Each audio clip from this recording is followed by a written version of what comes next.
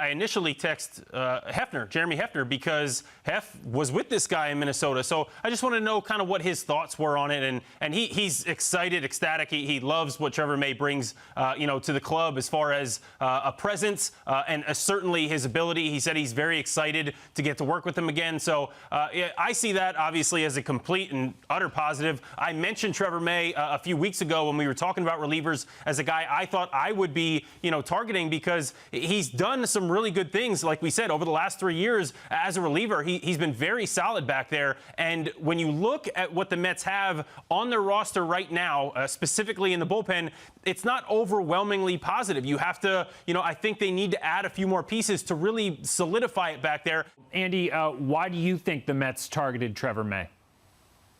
Well, he's a guy who's very much on trend with the current trend in baseball and bullpens in particular. People always want to know, why are the Rays so good in their bullpen?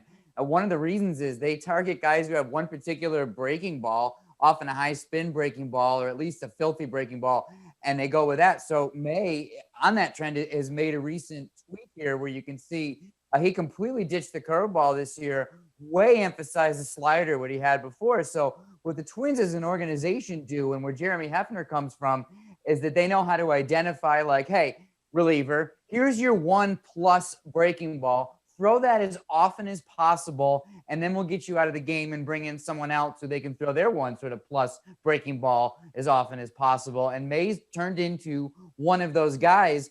So this, frankly, is a way to build a Twins to Yankees, Dodgers, Tampa Bay Rays type bullpen. It's part of why Brodie Van Wagenen brought Jeremy Hefner over, and now it's Alderson continuing that same trajectory without to build a contemporary bullpen.